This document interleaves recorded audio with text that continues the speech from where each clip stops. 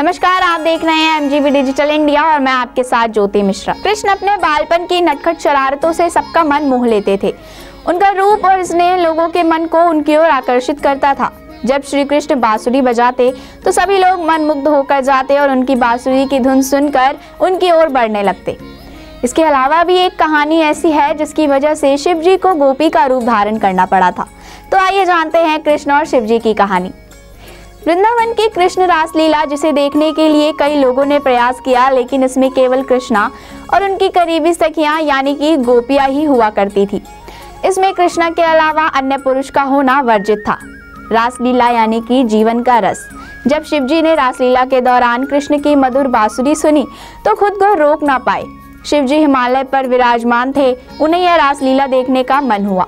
शिव जी जो केवल तांडव करते थे, वह रासलीला का दृश्य भला कहाँ देख पाते।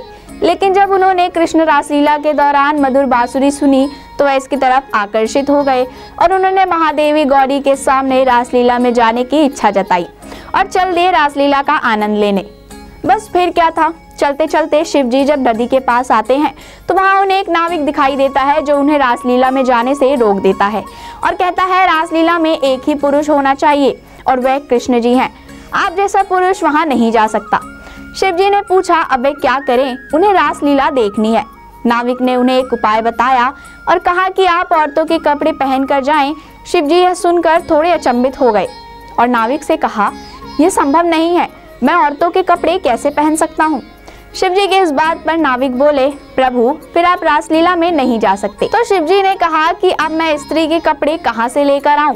नाविक ने इसका भी उपाय किया और कहा, प्रभु मैं अपनी पत्नी को बोलता हूँ, वह अपने कपड़े आपको दे देगी, आप उन्हें पहनकर रास में स्त्री की तरह ही रास का आनंद ले सकेंगे। उन्होंने नाविक की पत्नी से कपड़े उधार लिए। शिव जी रास को देखने के लिए इतने इच्छुक थे कि वे बिना कुछ सोचे समझे तैयार हो गए और नाविक की पत्नी के कपड़े पहन लिए।